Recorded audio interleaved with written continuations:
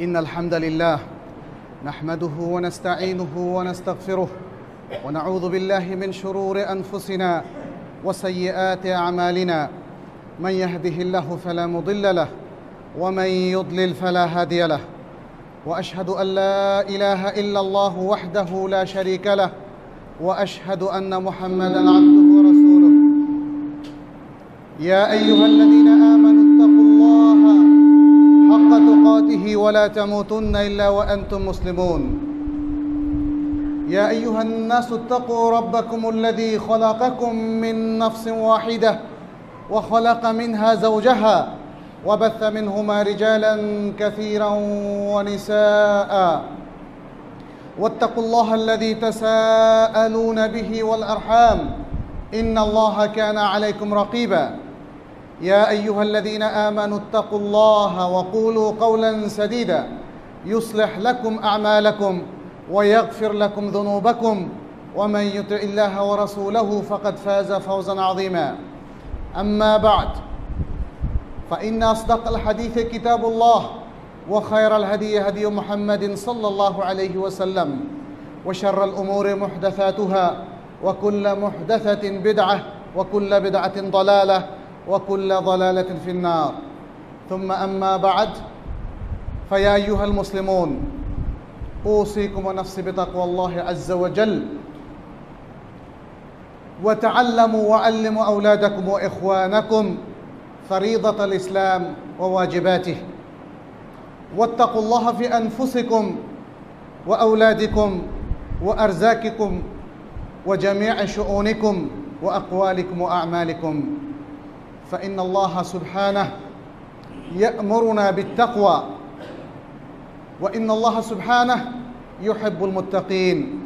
نسأل الله سبحانه أن يجعلنا من عباده المتقين ويجعلنا من عباده المخلصين المؤمنين। আজকের জুমাবারে সম্মানিত মুসল্লিয়ানে কেরাম, একটা অত্যন্ত গুরুত্বপূর্ণ ইস্যু নিয়ে আজকে আপনাদের সামনে কিছু আলোচনা পেশ করব ইনশাআল্লাহ। সেটি হচ্ছে মাসাদিরুল ইলমি ওয়া মানহাজুহু। মাসাদিরুল ইলমি ওয়া মানহাজুহু। আমরা এর আগে বিভিন্ন সময়ে জ্ঞানের গুরুত্ব নিয়ে এবং জ্ঞান অনুসন্ধানের, জ্ঞান অর্জনের গুরুত্ব নিয়ে কথা বলেছিলাম। কিন্তু জ্ঞান অর্জন করব কোথা থেকে, কিংবা অন্য ভাষায় বলতে গেলে জ্ঞানের উৎস কী, এটা ততোধিক গুরুত্বপূর্ণ আরেকটি বিষয়। জ্ঞান শিখব, কিন্তু শিখব কোথা থেকে, আর পাশাপাশি জ্ঞান শেখার পদ্ধতি, যেটাকে ইলমি বা একাডেমিক মেথডোলজি অফ ইসলাম বলা হয়, জ্ঞান শেখার পদ্ধতিটা কি, এই বিষয়গুলো নিয়ে আলোচনা প্রয়োজন। এর কারণ হচ্ছে আমরা জ্ঞান শেখার উৎস নির্ণয় যদি ভুল করি, অথবা আমাদের কোনো ত্রুটি হয়ে যায়, তাহলে কিন্তু আমাদের জ্ঞানের মধ্যেও ত্রুটি হয়ে যাবে। উৎসে ত্রুটি হলে মূল জ্ঞানে ত্রুটি হবে। যেমন কেউ যদি স্বপ্নকে জ্ঞানের উৎস মনে করেন, কেউ যদি কারো ইলহামকে জ্ঞানের উৎস মনে করেন, কেউ যদি কোনো ব্যক্তির বক্তব্যকে জ্ঞানের উৎস মনে করেন, তাহলে একটা চরম বিপর্যয় দেখা দিবে মুসলিম জীবনে, মুসলিম চিন্তা চেতনায়। কারণ ইসলামে জ্ঞানের মাসাদের বা উৎস নির্ধারিত। সেই উৎসগুলোর বাইরে অন্য যে কোনো উৎস থেকে জ্ঞান তখন পর্যন্ত আহরণ করা যেতে পারে যতক্ষণ পর্যন্ত মূল উৎসের সাথে সেটা সঙ্গতিপূর্ণ হয়, সেটা বিরোধী না হয়। তাহলে জ্ঞানের উৎস ইসলামে কি? এটা খুব সাধারণ একটা ইস্যু, আবার অসাধারণ। কারণ যে কেউ বলবেন কোরআন এবং সুন্নাহ, জ্ঞানের উৎস হচ্ছে কোরআন এবং সুন্নাহ। এটা হচ্ছে জ্ঞানের প্রাইমারি সোর্স অথবা প্রাথমিক উৎস। কারণ জ্ঞানের প্রাথমিক উৎস আছে, আবার সেকেন্ডারি সোর্স বা দ্বৈতয়িক উৎসও আছে। এটা বাংলাতে বলা হয় দ্বৈতয়িক উৎস। প্রাথমিক উৎস হচ্ছে সেই সব উৎস যেগুলো ইন্ডিপেন্ডেন্টলি আমাদের জন্য দলিল, আমাদেরকে জ্ঞান শেখায়, আমাদেরকে জ্ঞান দ্বারা আলোকিত করে। এটি হচ্ছে দুটো, একটা হলো কোরআন আর একটা হলো সুন্নাহ, যার সাথে, যে নামের সাথে আমরা সবাই পরিচিত, কিন্তু এই উৎসের সাথে কি করে ডিল করতে হবে সেটার সাথে হয়তো অনেকে আমরা পরিচিত নই। মুসলিম মাত্রই জানে জ্ঞানের প্রধানতম উৎস হচ্ছে কোরআন এবং সুন্নাহ, তারপরে মুসলিম মানে এ দুটোর সাথে যথাযোগ্য ডিলিং করতে ব্যর্থ হচ্ছে। আর ব্যর্থ হচ্ছে বলেই এই দুটোর আলো থেকেও বঞ্চিত হচ্ছে, জ্ঞান থেকেও বঞ্চিত হচ্ছে। এমন কিছু একটা তারা করে বসছে তাদের আকীদার ক্ষেত্রে, তাদের ইবাদতের ক্ষেত্রে, তাদের মুআমালাতের ক্ষেত্রে, যা কোরআন সুন্নাহর জ্ঞানের সাথে সঙ্গতিপূর্ণ নয়। এটা কেন ঘটছে সে বিষয়গুলো আজকে আমাদের বের করতে হবে। তবে তার আগে কোরআন সুন্নাহ এবং এর পাশাপাশি দ্বৈতিক উৎস আর কী কী হতে পারে সেগুলো নিয়ে একটু আলোচনা করা প্রয়োজন। কারণ এই বিষয়গুলো সম্পর্কে সঠিক ধারণা না থাকার কারণে আমরা অনেকেই অনেক ধরনের মন্তব্য পেশ করে বসি, যেটা হয়তো আমাদেরকে মিসগাইডই করে, সঠিক পথে বা সঠিক দিকে আমাদেরকে দিক নির্দেশনা প্রদান করে না। আল কোরআনের যে বাণী সেটা হচ্ছে আল্লাহর সরাসরি বাণী। যেহেতু আল্লাহ সরাসরি বাণী, দালিলিক দিক থেকে এটা সবচেয়ে শক্তিশালী।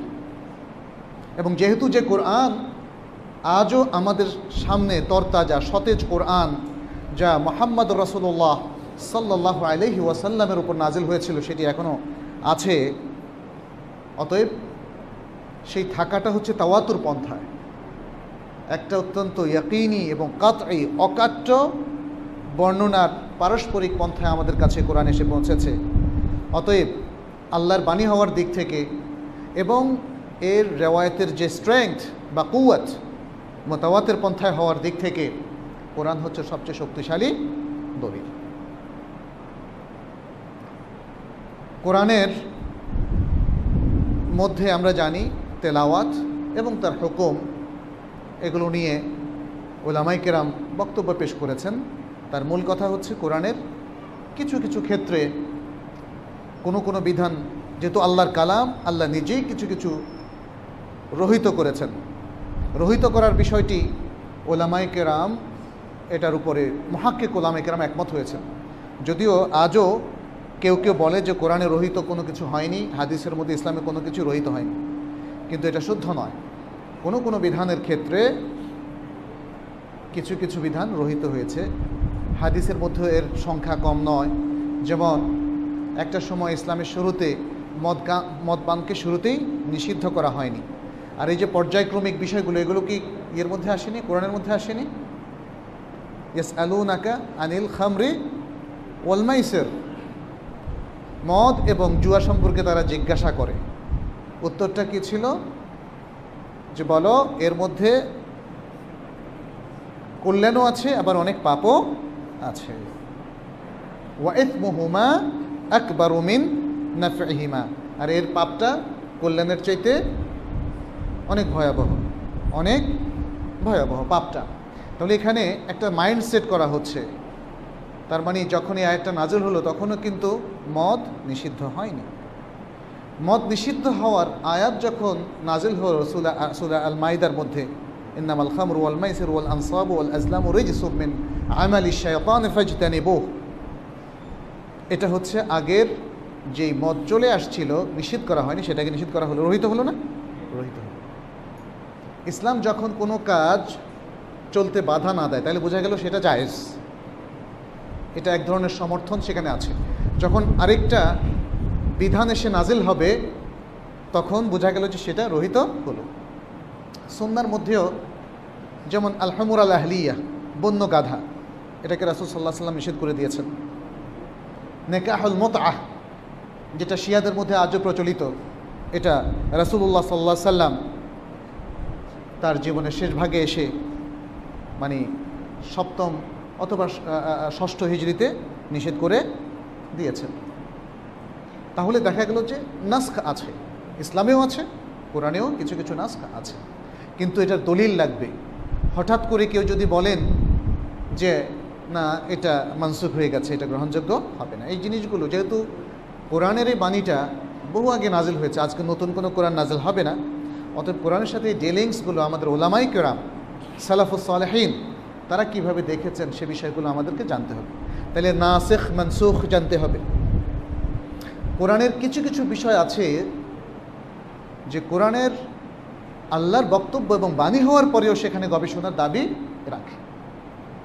এগুলো যেমন আল আলফাদ আল মুশতারাকা, এমন শব্দ যার অনেকগুলো অর্থ আছে, কোন অর্থ আমরা নেব এই ব্যাপারে এখানে ইজতিহাদ এখানে চলমান থাকতে পারে, কোনো অসুবিধা নেই। যেমন আল কোরো শব্দ নিয়ে, আল কোরো শব্দ নিয়ে কোরআন শব্দের অর্থ, এটার অর্থ হচ্ছে হায়েজ, মেয়েদের মাসিক হতে পারে, আবার হতে পারে মেয়েদের তোহর, বিপরীত অর্থ। এই বিপরীত অর্থের মধ্যে একদল ওলামা অর্থ করেছেন যে এর অর্থ হলো হায়েজ, আরেকদল ওলামা করেছেন এর অর্থ হলো তোহর বা মেয়েদের পবিত্র অবস্থা। তাহলে গণ্ডগোলটা কোথায়, মানে প্রবলেমটা কোথায়? প্রবলেমটা হলো যখন বলা হলো আল মুতাল্লাকাতু ইয়াতারাব্বাসনা বিআনফুসিহিন্না সালাসাতা কুরু, যে তালাকপ্রাপ্তা মহিলারা 3 কোরো পর্যন্ত অপেক্ষা করবে, সেটা কি 3টা মাসিক পরিমাণ নাকি 3টা তোহর পরিমাণ? তালাক তো দেওয়ার শারঈ পন্থা হচ্ছে কোনো স্বামী তার স্ত্রীকে তখনই তালাক দিবে যখন স্ত্রী হায়েজ থেকে পবিত্র হয়ে পবিত্র অবস্থায় থাকেন এবং তাদের সাথে কোনো মেলামেশা হয়নি। তাহলে যদি 3 তোহর বলি তাহলে এই তোহর গণ্য হলে আর 2 তোহর, তাহলে পুরো 3 তো হচ্ছে না, ইত্যাদি নানা ধরনের যুক্তি আসে। আবার কেউ কেউ বলেছেন যে এই তোহরের পরবর্তী হায়েজ থেকে গণ্য হবে, তাহলে তার সময়টা বেড়ে যাচ্ছে। এইভাবে নানাভাবে এখানে একটা সমীকরণ আছে। ওলামায়ে কেরাম কোরোকে তোহর ধরলে সালাসা কথাটা ঠিক থাকবে নাকি হায়েজ ধরলে সালাসা কথাটা ঠিক থাকবে, এরকম গবেষণার অবকাশ আছে। এটা কিছু উদাহরণ আমরা মাত্র পেশ করলাম। কোরআনের মধ্যে কিছু শব্দ আছে মুজমাল বলা হয়। মুজমাল মুজমাল মানে কি? অর্থাৎ আমরা একটা দিক নির্দেশনা তাতে পাই, কিন্তু সেটা কমপ্লিট কোনো স্পষ্ট এবং স্পেসিফিক দিক নির্দেশনা নয়। যেমন কোরআনে যখন বলা হয় আকিমুস সালাহ ও আকিমুস সালাহ, সালাত পড়ো, যদি হাদিসের চ্যাপ্টারটা আমরা না খুলি তাহলে কি হবে? কিভাবে সালাত পড়বেন, কিভাবে সালাত পড়বো আমরা? তাইলে জিনিসটা কিন্তু বুঝতে পারলাম সালাত পড়তে হবে, কিন্তু কিভাবে পারফর্ম করতে হবে এটা কোরআন থেকে বোঝা যাচ্ছে না। এটাকে বলা হয় মুজমাল, কিছুটা অস্পষ্ট। আর এই অস্পষ্টতা মানে স্পষ্ট করে তুলেছে কে? সেকেন্ড সোর্স অফ শরিয়া, সেটা হচ্ছে সুন্নাহ। সুন্নাহর মধ্যে সালাতের ডিটেলস এসেছে। কোরআন বলেছে ও আতু যাকাত, যাকাত প্রদান কর। যাকাতের ডিটেলসটা আমরা জানলাম সুন্নাহ এসে।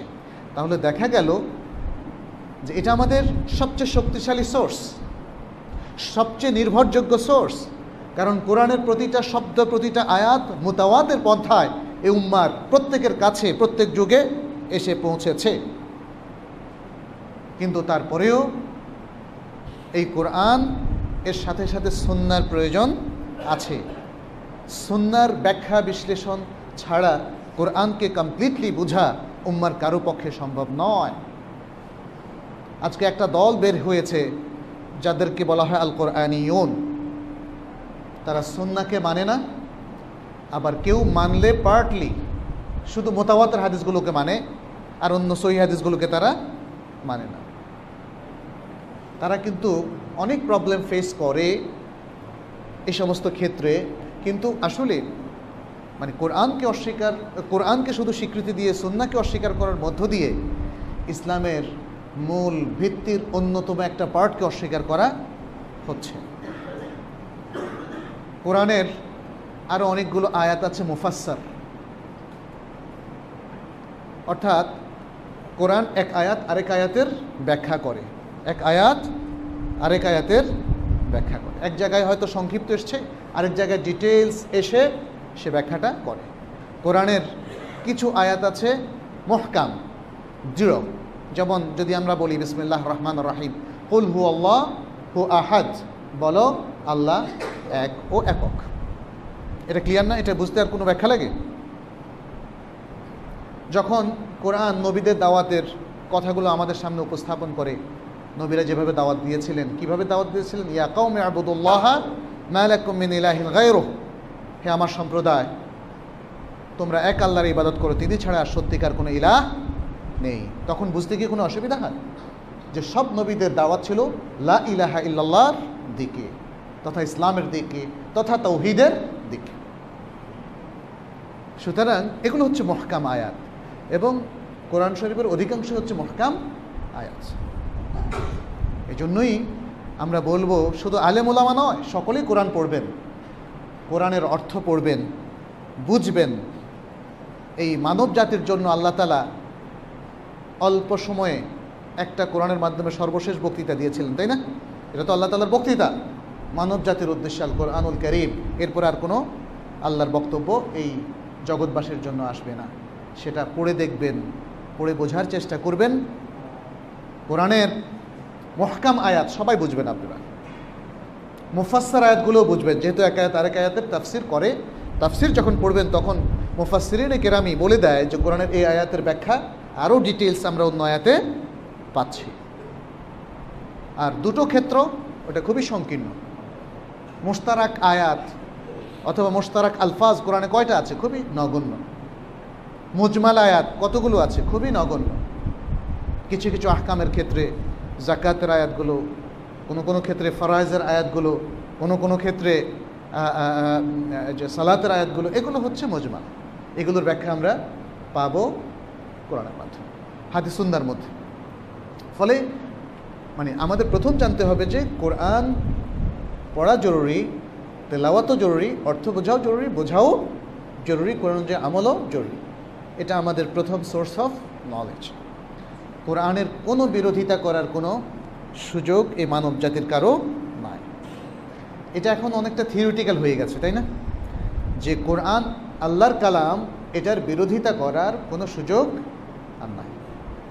এটা এতই থিওরি হয়েছে যে আপনারা যারা মাথা নাড়ছেন, দেখা যাবে যে তাদের অনেকেই সুদের সাথে সম্পৃক্ত। অথচ কোরআন কি বলছে? আহাল্লাহুল বাইআ ওয়া হাররামার রিবা। জাস্ট একটা উদাহরণ দিলাম, এরকম আরও ভরি ভরি উদাহরণ আছে। আমরা কোরআনকে মানি তাত্ত্বিকভাবে, প্র্যাকটিক্যালভাবে না, এটা থেকে উঠে আসতে হবে। কোরআন যে সত্যিকার অর্থে আমাদের এক নম্বর সোর্স অফ নলেজ, এটাকে সার্বিকভাবে বিশ্বাস করতে হবে।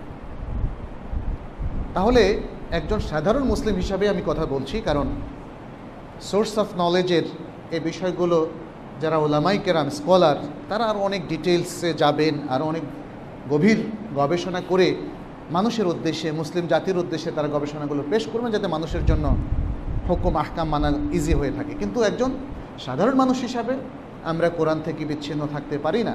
আমরা শুধুমাত্র স্কলারদের পড়াশোনার উপরও নির্ভর করতে পারি না। আমাকেও আলোকিত হতে হবে, আমাকেও জানতে হবে। আমার জানার জায়গাটা যেখানে অবরুদ্ধ হয়ে যায়, সেখানে আমি স্কলারদের সাহায্য নেব এবং তাদের সহায়তা নিয়েই আমি বোঝার চেষ্টা করব। এ হচ্ছে কোরআনের বিষয়ে আমাদের অবলম্বিত পন্থা একজন সাধারণ মানুষের জন্য। দ্বিতীয় আমরা বলেছি as-সুন্নাহ। as-সুন্নাহ হচ্ছে রাসূল সাল্লাল্লাহু আলাইহি সাল্লামের কথা, কাজ, মৌন সম্মতি, এবং এর সাথে অ্যাড করতে পারি তার আরও যে সমস্ত বর্ণনা তার সম্পর্কে এসেছে, তার আখলাক সম্পর্কে, তার অ্যাপিয়ারেন্স সম্পর্কে যেসব বর্ণনা এসছে, এটাকে মুহাদ্দিসিনে কেরাম সুন্নাহর মধ্যে ঢুকিয়েছেন। তবে সুন্নাহর মধ্যে আমাদের দলিল হিসাবে বা এভিডেন্স হিসাবে যে এই জিনিসটা কাজ করবে সেটা হলো তিনটা। একটা হলো তার কথা, আর একটা হলো তার কাজ, আর একটা হলো মৌন সম্মতি। রাসূল সাল্লাল্লাহু আলাইহি সাল্লাম দেখতে কেমন ছিলেন, এর দ্বারা কি কোনো হুকুম সাব্যস্ত হয়? তার চুল কেমন ছিল, এর দ্বারা কিছু কিছু জিনিস সাব্যস্ত হতে পারে। কারণ চুল কতটুকু রাখবেন, তাই না, এইটার সাথে একটা রিলেশন আছে। তার রাসূল সাল্লাল্লাহু আলাইহি ওয়াসাল্লাম চুল কেমন চুল তিনি রাখতেন।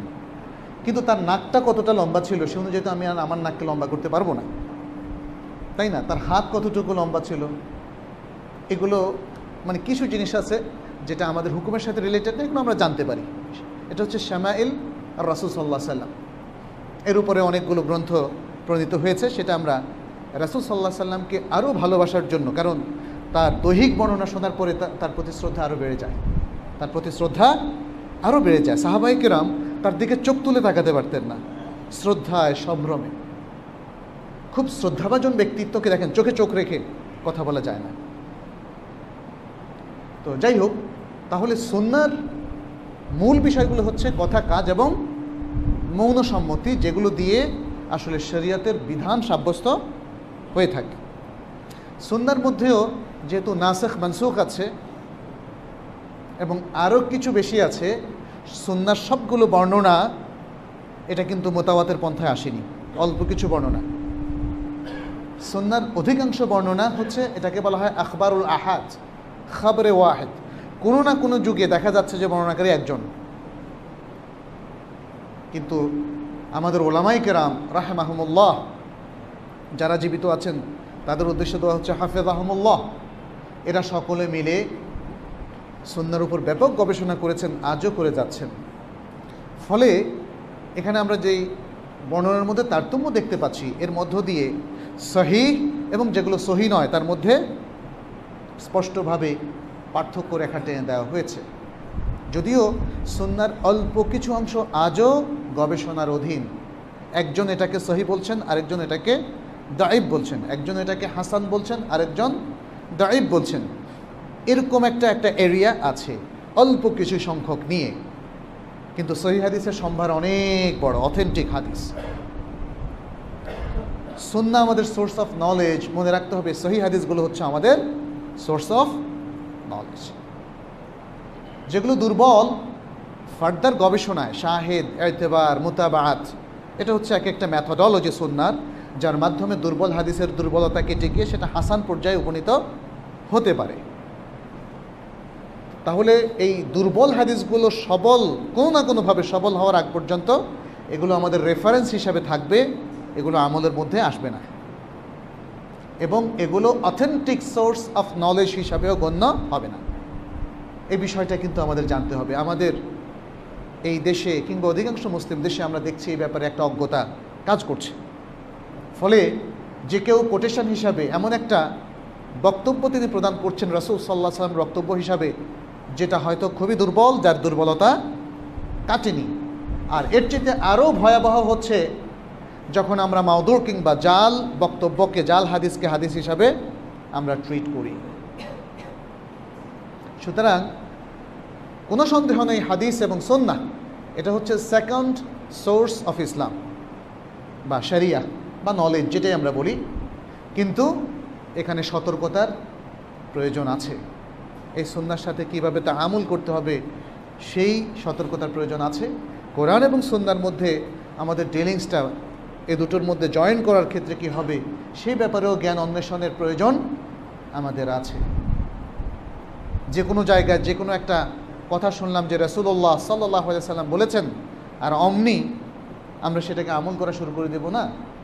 হ্যাঁ, আমল করা শুরু করে দেব তখনই, বা করে দেওয়া উচিত তখনই, যখন জানব যে এটা একটা সহিহ হাদিস। কোরআন এবং সুন্নাহর সাথে আরও কিছু নলেজের প্রয়োজন আছে। যেমন কোরআনের অনেক বক্তব্য আমার মাথায় ধরে না, আপনার মাথায় ধরে না, যুক্তিতে আপনার সাথে সঙ্গতিপূর্ণ মনে হয় না। তখন আপনি আপনার কথা বেশি প্রাধান্য দিবেন না কোরআনকে? আপনি আপনার কথা প্রাধান্য দিবেন না রাসূল সাল্লাল্লাহু আলাইহি ওয়াসাল্লামের হাদিসকে? এই বিষয়গুলো আমাদের খুব ভালো করে জানতে হবে। কারণ আজকে আমরা দেখতে পাচ্ছি কোরআনের অনেকগুলো আয়াতের ক্ষেত্রে যে বিকৃতি, অর্থাৎ অর্থ করার ক্ষেত্রে যে বিকৃতি, তার কারণ এটাই। দেখা যাচ্ছে যে কিছু কিছু আয়াতে আপনি যখন পৃথিবীর মানুষের চিন্তা চেতনার সাথে মেলান, তখন মেলে না। তখন আপনি সে অর্থকে বাদ দিয়ে আরেকটা অর্থ করার চেষ্টা করেন, যাতে এই সমাজ ব্যবস্থার সাথে মিলে যায়, যে সমাজ ব্যবস্থায় আল্লাহর আইনের কোনো অস্তিত্ব নেই। তাহলে এই বিষয়গুলো কিন্তু আমাদের মনে রাখতে হবে। একজন মুসলিম এই কাজটি কখনো করতে পারে না। সে বলতে পারে না যে বুখারীর হাদিসগুলো দাঈফ, কারণ এই হাদিসের মধ্যে এই জিনিসগুলো তার কাছে অযৌক্তিক মনে হচ্ছে। এই জিনিসগুলো বলার কোনো সুযোগ নেই। আমরা আমাদের সকল সাধারণ শিক্ষিত ভাইদেরকে বোনদেরকে বলবো, আপনারা কোরআন পড়ুন, সুন্নাহ পড়ুন, কিন্তু কোরআন সুন্নাহ পড়ে এত বড় মুজতাহিদের ভূমিকায় অবতীর্ণ হবেন না যেই জায়গায় আপনাদের অনেক বড় সীমাবদ্ধতা আছে। নিজেই ডিসিশন মেকার, পলিসি মেকার, নিজেই কোরআন এবং সুন্নাহর ভিন্ন অর্থ প্রয়োগ করা শুরু করবেন না। কোরআন সুন্নাহ পড়তে গিয়ে মানুষ উদ্বুদ্ধ হতে হতে একসময় মিসগাইডেড হয়ে যায়। এভাবে এই জন্যে আলেমদের মধ্যে কাউকে কাউকে আমরা দেখেছি, তারা বলে যে সাধারণ মানুষের কোরআন পড়ার দরকার নাই, পড়লেও তেলাওয়াত করবে, বোঝার দরকার নাই। হাদিসও পড়বে কিন্তু বোঝার দরকার নাই, বাস পড়ে যাবে, সওয়াব হবে। তারা মনে করেন যে বেশি বুঝলে তো উনি মুজতাহিদ হয়ে যাবে, তখন ফতোয়া দেওয়া শুরু করবে উল্টাপাল্টা। আমরা বলবো যে না, আপনি পড়ুন, বুঝুন, আমল করুন। জটিল জায়গাগুলোতে আপনি নিজে কোনো সিদ্ধান্ত দেবেন না। এই জায়গাগুলোতে আপনাদের স্কলারদের সাথে ডিসকাশনের প্রয়োজন আছে। তাদের জ্ঞান থেকে আলোকিত হয়ে সঠিক সিদ্ধান্ত কি হতে পারে এটাকে ডিসকাশনের মাধ্যমে ক্লিয়ার করে তারপরেই আপনি কোনো সিদ্ধান্তে যাবেন। এবং এটা শুধু সাধারণ মানুষ নয়, এটা ওলামাদের ক্ষেত্রে প্রযোজ্য। ওলামায়ে কেরাম এবং তোল্লাবুল ইলম, সিকার অফ নলেজ যারাই আছে, যখনই তাদের কাছে কোনো একটা জটিল প্রসঙ্গ চলে আসে যে কোরআনের এই আয়াত অথবা সুন্নাহর এই হাদিসটির সাথে মানে অর্থ কী হতে পারে, ডিলিংসটা কেমন হবে, সিদ্ধান্ত কী করে ডিরাইভ করতে হবে, ইস্তেমবাদ করতে হবে, এটা যখন আমরা বুঝবো না, তখন আমরা আমাদের থেকে যারা ভালো জানেন, যারা প্রাজ্ঞ বিজ্ঞ দ্বীনের গবেষক এবং স্কলার, তাদের সাথে আলোচনা করে এই ব্যাপারে সিদ্ধান্ত নিতে হবে। এটা আমাদের জন্য এনকারেজিং যে আমাদের অনেক ভাইয়েরা তারা পড়েই কিন্তু ইসলামে এসেছে, ইসলামের প্র্যাকটিসে এসেছে। কিন্তু মনে রাখতে হবে, আপনি 1 বছর 2 বছর 3 বছর পড়ে একজন পণ্ডিত হয়ে যাবেন না, স্কলার হয়ে যাবেন, এটা খুব কঠিন ব্যাপার। হ্যাঁ, হতে পারেন, আমি বলছি না যে অসম্ভব, কিন্তু আপনার এই রিকগনিশন অন্যরা দিবে, আপনি নিজে না।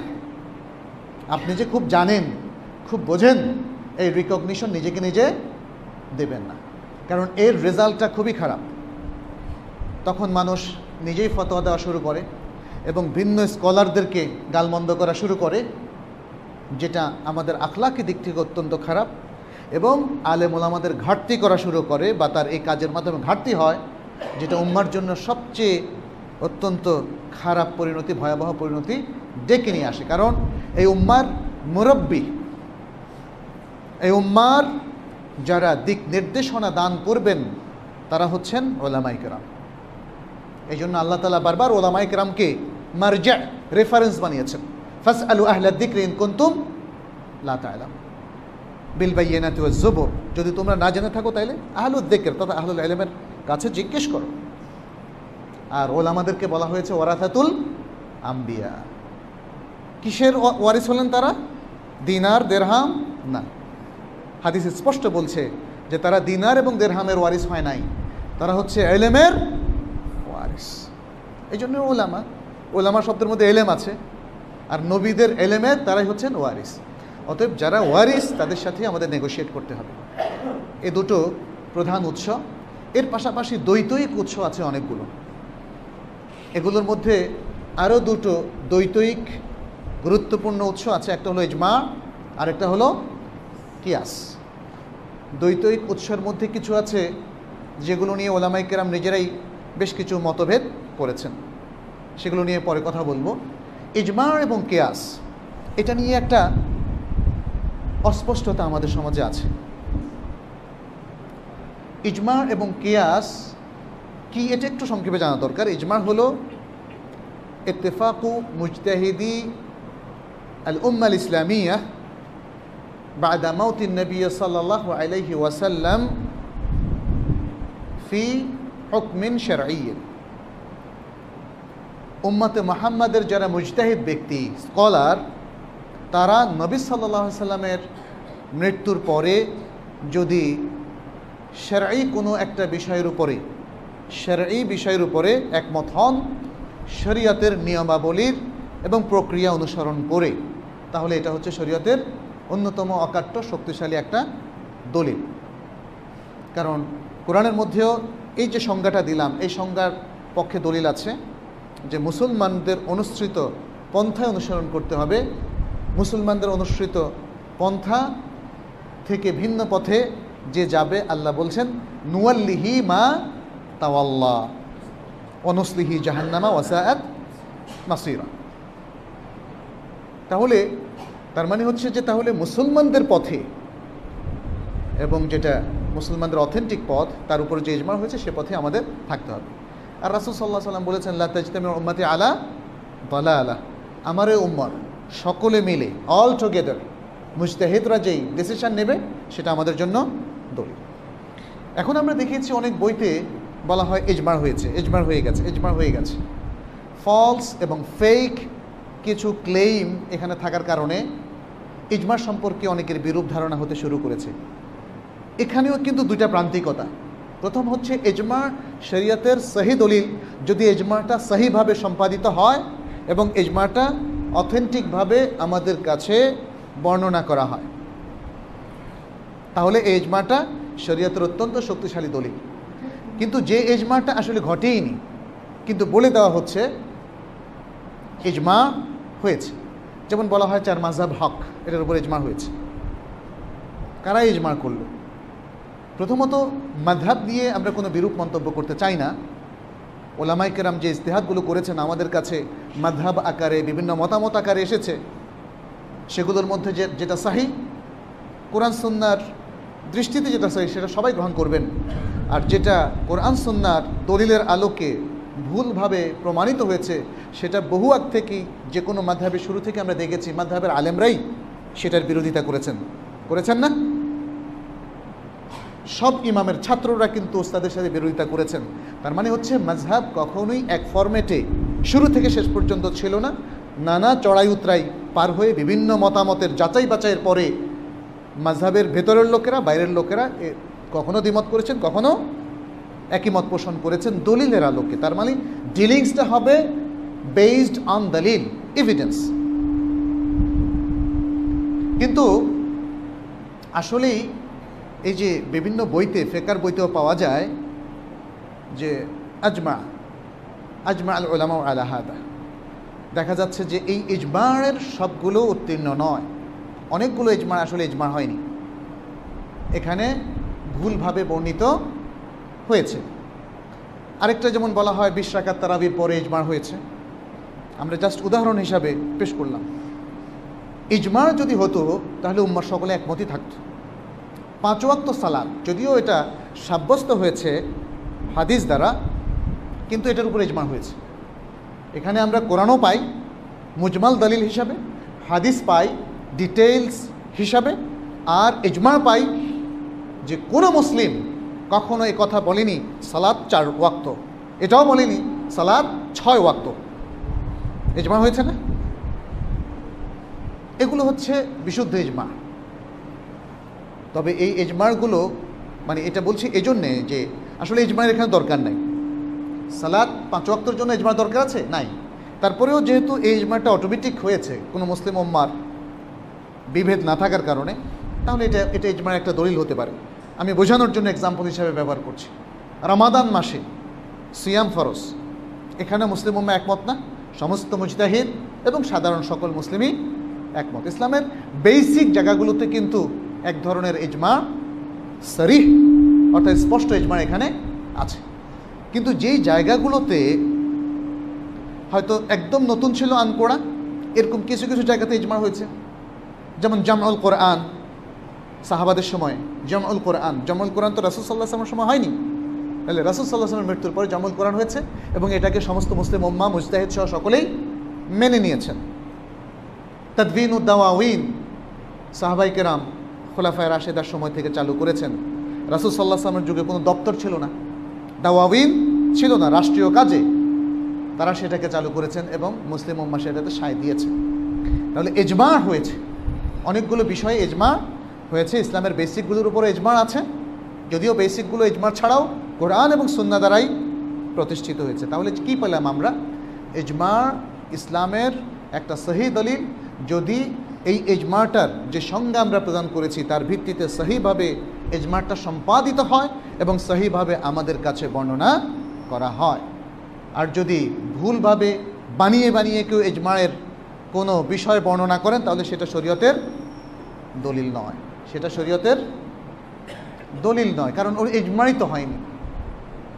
আপনারা দেখবেন যে যেমন অনেক ওলামায়ে কেরাম ইজমায়ের বই লিখেছেন, এগুলো সার্চ করে দেখা যায় যে অনেকগুলো ইজমা তারা শুনেছেন, কেউ কেউ বলেছেন, এগুলোকে সব একসাথ করেছেন, তাকে আমরা দায়ী করছি না। যেমন ইবনুল মুনজির রাহমাহুল্লাহ, তার একটা ইজমা নামে একটা গ্রন্থ আছে, কিন্তু সবগুলো ইজমা এখানে শুদ্ধ নয়। তো যেহেতু কেউ কেউ ইজমা নামক এই দলিলটিকে তাদের নিজেদের স্বার্থে ভুলভাবে উপস্থাপন করেন, তাই বলে ইজমায়ের যে দালিলিয়াত আছে, এটা যে শরীয়তের দলিল হওয়াটা প্রমাণিত আছে, সেটাকে অস্বীকার করা যাবে। একই অবস্থা কিয়াসের ক্ষেত্রে। কিয়াস কাকে বলে? কিয়াস মানে হচ্ছে ডিডাকশন, একটা জিনিসকে আরেকটা জিনিসের সাথে তুলনা করে প্রথম জিনিস যার হুকুমটা কোরআন অথবা সুন্নাহ দ্বারা সাব্যস্ত আছে, সেই জিনিসের হুকুম পরবর্তী জিনিসের যার হুকুমটা কোরআন সুন্নাহ দ্বারা সাব্যস্ত নেই তার ক্ষেত্রে প্রয়োগ করা। এর মধ্যে কি কারণ? কারণটা কি? একটা কারণ থাকতে হবে যে সেম কারণটা প্রথম জিনিসটার মধ্যে যেমন আছে সেকেন্ডটার মধ্যেও তেমন আছে। যেমন একটা উদাহরণ দেই, চালের মধ্যে সুদ হতে পারে, এ কথাটা কি হাদিসে এসছে? হাদিসে যে 6টা জিনিসের সুদের কথা বলা হয়েছে তার মধ্যে আছে গম। এখন চালকে যদি আমরা, যেমন গমের মধ্যে অতিরিক্ত 1 সেরের বিনিময়ে যদি আরও কিছু বেশি দেওয়া হয় এক্সচেঞ্জের সময়, তাহলে কি হবে? সুদ হবে। কিন্তু চালের কথাটা যেহেতু আসেনি, কিন্তু চাল আর গম যেহেতু একরকম না, এটাও খাদ্য ওটাও খাদ্য, তাহলে গমের বিধানটা জানা আছে, এখানে সুদ হারাম, তাহলে চালটাকে আমরা গমের উপরে কিয়াস করব, যেহেতু দুটোই হচ্ছে তাআম। এখানে কারণটা কি? দুটোই হচ্ছে তাআম, সুতরাং এই দিক থেকে দুটোর মধ্যে একটা সিমিলারিটি আছে, ফলে গমের ক্ষেত্রে যে বিধান হবে চালের ক্ষেত্রেও সে বিধান প্রযোজ্য হবে। এটা জাস্ট উদাহরণের জন্য বললাম। কিয়াসের অনেকগুলো প্রকার আছে। কিয়াস আউলবি বলা হয় একটা, যেমন বলা হয়েছে বাবা মাকে উফ শব্দটা বলো না, ফালা তাকুল্লাহুমা উফ। প্রশ্ন হচ্ছে মারা যাবে কিনা? মারা যাবে না এটা তো আর কোরআনে বলেনি, তাই আমাদের সেন্স কি বলে? ভালো উত্তমভাবে ওটা আরও নিষিদ্ধ হবে, তাই না? বাবা মাকে প্রহার করা, আজকাল অবশ্য প্রহার করার কথা শোনা যায়, পত্রিকায় দেখি, মানুষের সেন্সটা কোথায় চলে গিয়েছে। যে ফালা তাকুল্লাহুমা উফিন শব্দটা এই নির্দেশটা বুঝবে, সে বুঝবে যে আরও অতি উত্তমভাবে প্রহার করা নিষেধ, আরও অতি উত্তমভাবে প্রহার করা নিষেধ। এটাকে বলা কিয়াস আল আউলবি। এর কারণটা কি? উফ কেন বলা নিষেধ? কারণটা কি? কারণটা হলো ঈদা তারা কষ্ট পান।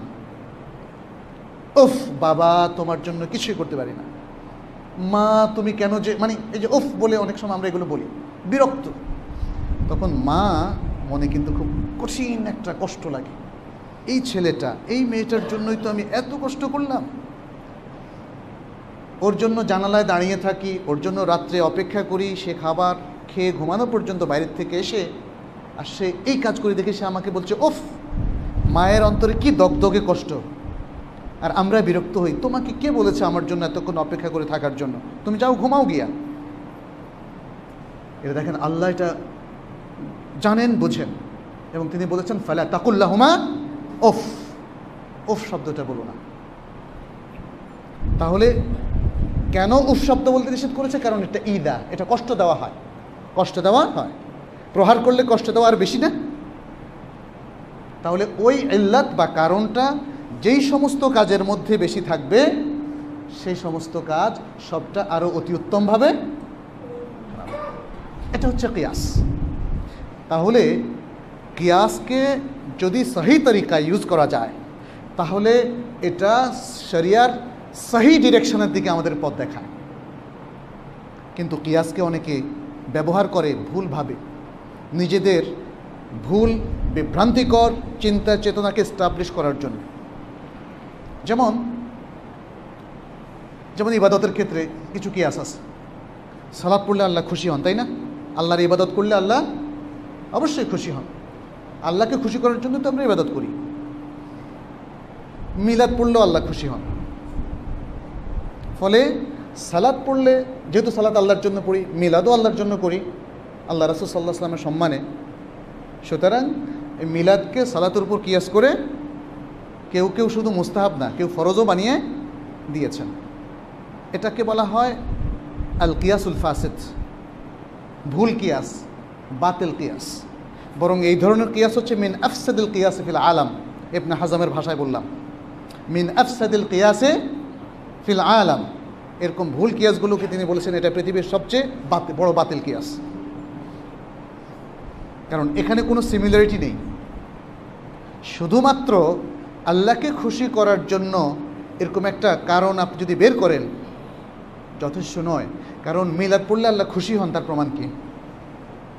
বরং ইসলামের ইবাদতের মূলনীতির মধ্যে একটা আছে, আল্লাহকে খুশি করা যায় শুধুমাত্র কোরআন এবং সুন্নাহর নাস বা টেক্সট অনুসরণে যদি আপনি ইবাদত করেন। এর বাইরে আর সকল ইবাদত কি হবে? বেদাত।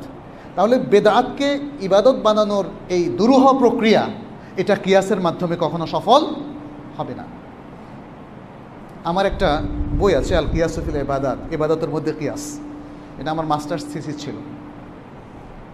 তো সেখানে স্পষ্ট করে আমরা উল্লেখ করেছি যে আসলে ইবাদতের মধ্যে এক ইবাদতকে আরেক ইবাদতের উপর কিয়াস করে চালু করা, এটা লা মাদখাল, এর কোনো সুযোগ নাই। তবে একটা জিনিস হতে পারে সেখানে, সেটা হচ্ছে বিভিন্ন সিচুয়েশনের হুকুম বের করার জন্য কিয়াসের আশ্রয় নেওয়া যেতে পারে। একটা উদাহরণ দিচ্ছি আপনাদেরকে, সেটা হচ্ছে যেমন হজের সময় যারা তামাত্তুর হজ করতে চান, তাহলে তাদের কি দিতে হবে? হাদি কোরবানি দেবেন, তাই না? কোরবানি মানে হাদি মানে কোরবানি, তামাত্তুর অথবা কেরান যারা করবেন। আর যাদের হাদি দেওয়ার সামর্থ্য থাকবে না বা বাজারে খুঁজে পাওয়া গেল না, কি করবেন? তারা 10টা রোজা রাখবেন, 3টা রোজা হজের দিনগুলোর মধ্যে, আর 7টা ওয়াসাব আতুন ইদা রাজাতুম, যখন তোমরা দেশে ফিরে আসবে, অর্থাৎ দেশে ফিরে আসার পর। এখন আরেকটা জায়গাও হাদি কোরবানির কথা আছে। যারা মুহসার, হজে গেছে কিন্তু পথিমধ্যে বাধাগ্রস্ত হলো, আর যেতে পারলো না, কোরআন কি বলছে? হাদিয়াম বালিগাল কাবা, একটা হাদি কোরবানি করতে হবে যেটা কাবায় পৌঁছায় দিতে হবে। এখন এই হাদি পাওয়া গেল না, এরপরে কোরআন নিশ্চুপ, হাদিসও নিশ্চুপ, তাহলে তার উপর থেকে কি সাকেত হয়ে যাবে, নাকি সে ওই যে তামাত্তুর এবং কেরানের হাদির মতো এর বিনিময়ে রোজা রাখবে? ওলামায়ে কেরাম অনেকেই বলেছেন এটা এখানে সিমিলারিটি আছে, এটা ইবাদতের মধ্যে কিয়াস, কিন্তু ইবাদতের উপর ইবাদতের কিয়াস না। খেয়াল করেন, এটা হচ্ছে একটা সিচুয়েশনে হুকুম বের করার কিয়াস, কিন্তু নতুন আরেকটা ইবাদত, নতুন আরেকটা রিচুয়াল, নতুন আরেকটা আনুষ্ঠানিকতা বের করার কিয়াস এখানে নেই। অতএব মুদ্রা কথা হলো এখানে এই কিয়াসের মাসালাটা একটু ইজতিহাদের মাসালা, গবেষণা, ইন্টেলেকচুয়াল পার্ট দলিলের, এজন্য এখানে খুব জটিলতাও কিছু কিছু আছে। কিন্তু মুদ্রা কথা হলো কিয়াস দুই প্রকার, একটা হলো সহি বা অথেন্টিক কিয়াস, আর একটা হলো কিয়াসে ফাসিদ বা বাতিল কিয়াস।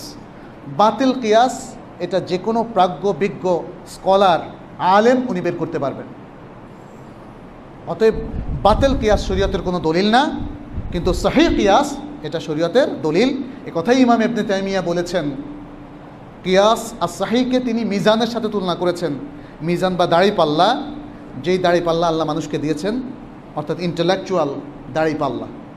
ইমাম ইবনে তাইমিয়া রাহিমাহুল্লাহ সহি কিয়াসকে এভাবেই অভিহিত করেছেন।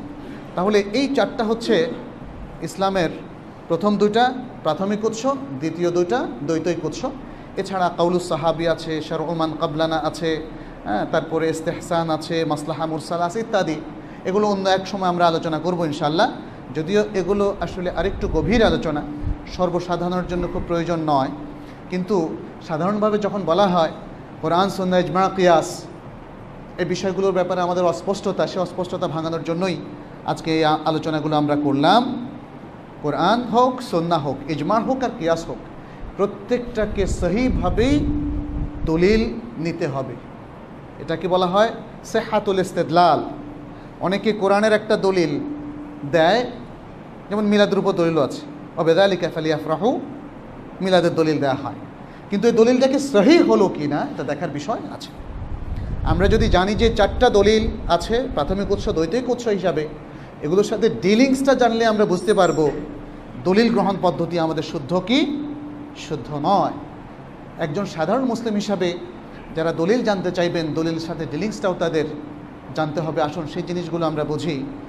আমাদের আজকের আলোচনার সেকেন্ড পার্টটা, যেহেতু ফার্স্ট পার্টে আমরা শেষ করতে পারিনি, সেকেন্ড পার্টটা ইনশাআল্লাহ পরবর্তী আমার খুতবায় আমি আলোচনা করব। সেটা আরেকটা গুরুত্বপূর্ণ অধ্যায়, জ্ঞানের সাথে, জ্ঞান অর্জনের সাথে, জ্ঞান দ্বারা আলোকিত হওয়ার সাথে, সেটি হচ্ছে মানহাজুল ইলম, একাডেমিক মেথোডোলজি। আমরা যে জ্ঞানটা অর্জন করব, এই অর্জনের, এই জ্ঞানটা বিতরণের মেথোডোলজিটা কি, এটা খুবই গুরুত্বপূর্ণ আরেকটি অধ্যায়। কারণ এখানেও ভিন্নতা আসলে মানুষের জীবনের গতিপথ বিভিন্ন রকম হয়ে যায়। আল্লাহ আমাদের সকলকেই সঠিক জ্ঞানে উপনীত হওয়ার তৌফিক দান করুন, সঠিক জ্ঞানের উৎস, সঠিক উৎস থেকে জ্ঞান আহরণ করার তৌফিক দান করুন এবং জ্ঞান দ্বারা আলোকিত করুন, জ্ঞানের পথে রাখুন। আকুলু কাউলি হাদা ওয়া আস্তাগফিরুল্লাহ লি ওয়া লাকুম ওয়া লিসাইরিল মুসলিমিন ইন্নাহু হুয়াল গফুরুর রহিম।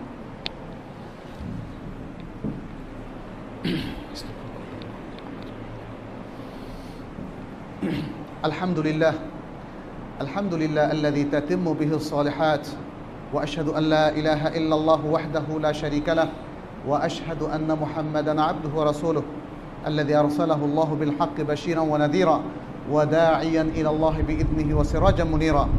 আল্লাহুম্মা সাল্লি ওয়া সাল্লিম আলা নাবিয়িনা মুহাম্মাদিন ওয়া আলা আলিহি ওয়া আসহাবিহি আজমাইন। ইবাদাল্লাহ ইত্তাকুল্লাহ ওয়াত্তাবিউ সুন্নাতা নাবিয়্যিকুম তানজাহু ফিদ দুনিয়া ওয়াল আখিরাহ। আসআলুল্লাহ সুবহানাহু আন ইয়াতাকাব্বালা মিন্না সালিহা আ'মালিনা ওয়া আন ইউনাওয়িরা লানা সুবুলানা হাত্তা নাকুনা মিনাল মুত্তাকিন ওয়া মিনাল মুখলিসিন আল মুফলিহিন।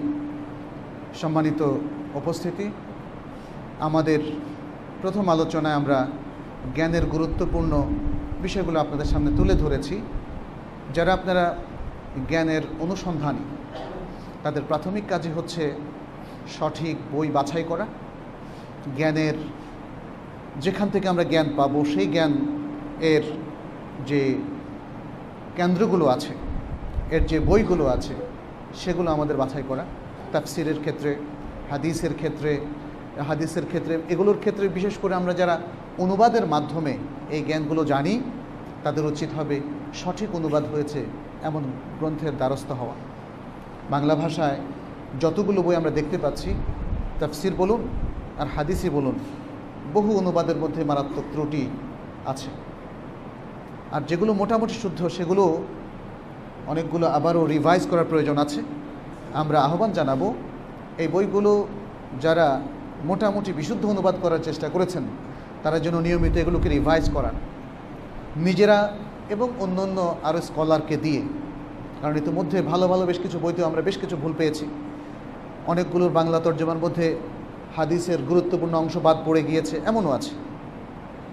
তারপরেও আস্থাভাজন ওলামায়ে কেরাম যে বইগুলো অনুবাদ করেন, আপনারা সেগুলোর উপর সেগুলোই রাখবেন, সেগুলোই পড়াশোনা করবেন। জটিলতা হলে ওলামাদের দ্বারস্থ হবেন। এভাবেই আলোকিত হওয়ার প্রক্রিয়া চালিয়ে যেতে হবে। আর একটা কথা মনে রাখতে হবে, আমরা সবাই তালেবুল ইলম, ইলম শিখছি। সুতরাং সে কথাটা মনে রেখে নিজেদের প্রস্তুতির ফিরিস্তি যদি লম্বা করা যায়, প্রস্তুতি পর্ব যদি ভালো মতো নেওয়া যায়, সে চেষ্টাই করা উচিত আমাদের। খামাখা বিতর্ক তৈরি করে বিভিন্ন আলেমদের নামে কথাবার্তা বলে পানি ঘোলা করা কিংবা পরিবেশ নষ্ট করা, এটা আমাদের জন্য উচিত হবে না। আলেমদের উপর কোনো বক্তব্য থাকলে অন্য আলেমের সাথে ডিসকাশন করে আমরা সেটা নিরসন করব। আল্লাহ আমাদের সেই তৌফিক দান করুন। আল্লাহ আমাদের এই সমাজের সকলকে জ্ঞান দ্বারা আলোকিত হওয়ার তৌফিক দান করুন। আমাদেরকে দ্বীনের সঠিক সমঝ দান করুন। আমাদেরকে হেদায়েতের উপর রাখুন, কোরআন এবং সুন্নাহর উপর রাখুন। আমাদের দুনিয়া এবং আখিরাতের হাজাত আল্লাহ পূরণ করুন। আমাদের মধ্যে যারা অসুস্থ আছেন, আল্লাহ তাদেরকে সুস্থতা দান করুন। যাদের বিভিন্ন হাজাত আছে, আল্লাহ সে হাজাত পূরণ করুন। আল্লাহ আমাদের সকলের উপর রহমত বর্ষণ করুন। আমাদের সকলের জীবন, সন্তান সন্ততি, আত্মীয় স্বজন, ভাই বেরাদার, আমাদের দেশ, সহায় সম্পদ সবকিছুর মধ্যে আল্লাহ বরকত দান করুন। হাদা ওয়াসাল্লু ওয়াসাল্লিমু আলা নবিয়িনা মুহাম্মদ ওয়া আলা আলিহি ওয়া আসহাবিহি আজমাইন। ফাকাদ ক্বালা আল্লাহু সুবহানাহু ইন্নাল্লাহা ওয়া মালাইকাতাহু ইউসাল্লুনা আলান নবী ইয়া আইয়ুহাল্লাযীনা আমানু সাল্লু আলাইহি ওয়া সাল্লিমু তাসলিমা। ওয়া ক্বালা আন-নাবিয়্যু সাল্লাল্লাহু আলাইহি ওয়া সাল্লাম মান সাল্লা আলাইয়া মারাতান সাল্লাল্লাহু আলাইহি বিহা আশারা। আল্লাহুম্মা সাল্লি ওয়া সাল্লিম ওয়া বারিক ওয়া আন'আম আলা নবিয়িনা মুহাম্মদ। وارض اللهم عن الصحابة أجمعين وعن الخلفاء الراشدين وعنا معهم بعفوك وكرمك يا أكرم الأكرمين. اللهم أعز الإسلام والمسلمين، اللهم أعز الإسلام والمسلمين واخذل الكفر والكافرين، واخذل الكفر والكافرين. اللهم تقبل منا ومن المسلمين صالح أعمالنا وأعمالهم يا رب العالمين. اللهم تقبل منا توبتنا واغسل حوبتنا وسدد ألسنتنا يا رب العالمين. اللهم أصلح لنا ديننا الذي هو عصمة أمرنا، وأصلح لنا دنيانا التي فيها معاشنا، وأصلح لنا آخرتنا التي إليها معادنا. اللهم اجعل حياتنا زيادة لنا في كل خير، واجعل الموت راحة لنا من كل شر. اللهم تقبل منا إنك أنت السميع العليم، وتب علينا إنك أنت التواب الرحيم. ربنا آتنا في الدنيا حسنة وفي الآخرة حسنة وقنا عذاب النار. ربنا لا تزغ قلوبنا بعد إذ هديتنا وهب لنا من لدنك رحمة إنك أنت الوهاب. عباد الله، إن الله يأمر بالعدل والإحسان وإيتاء ذي القربى وينهى عن الفحشاء والمنكر والبغي يعظكم لعلكم تذكرون. فاذكروه يذكركم واشكروه يزدكم ولذكر الله أكبر والله يعلم بما تصنعون. وأقيموا الصلاة.